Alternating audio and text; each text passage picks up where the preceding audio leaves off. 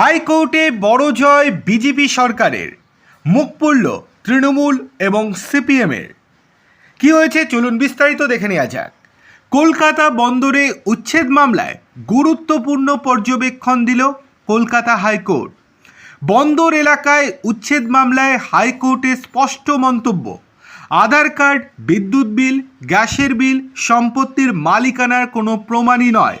উচ্ছেদ আটকাতে আবেদন খারিজ করে দিয়েছে হাইকোর্ট। কলকাতা বন্দরকে উচ্ছেদ অভিযান চালিয়ে যেতে বলল আদালত। রাজ্য সরকার কলকাতা বন্দরকে নির্দেশ দিয়েছিল উচ্ছেদ করতে এবং সেই মোতাবেক কলকাতা বন্দর উচ্ছেদ করছিল, আর তা নেই ক্ষেপে লাল তৃণমূল এবং সিপিএম। এই উচ্ছেদ যাতে বন্ধ করা হয় সেই জন্যই হাইকোর্টে ছুটেছিল তারা, কিন্তু তাতে কোনো কাজের কাজ হলো না। কলকাতার শ্যামাপ্রসাদ মুখোপাধ্যায় বন্দরের বহু কোয়ার্টার দখল করে রাখা হয়েছে, এমনটাই বন্দর কর্তৃপক্ষের দাবি। সেই সব দখল হটাতে তারা শুরু করেছে উচ্ছেদ অভিযান। রাজ্য সরকার তাদেরকে ফ্রি হ্যান্ড দিয়ে দিয়েছে। সেই উচ্ছেদকে চ্যালেঞ্জ করে কলকাতা হাইকোর্টে সিঙ্গেল বেঞ্চ ও ডিভিশন বেঞ্চে মামলা করা হয়েছিল সিপিএম এবং তৃণমূলের তরফ থেকে।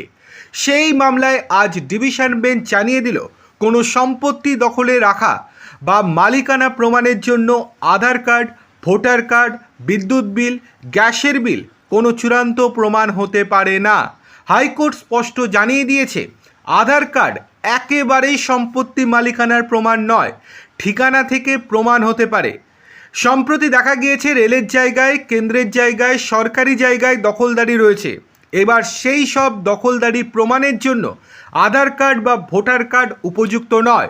সম্প্রতি এসআইআর মামলায় সুপ্রিম কোর্ট সাফ জানিয়ে দিয়েছিল, আধার কার্ড নাগরিকত্বের কোনো প্রমাণই নয়।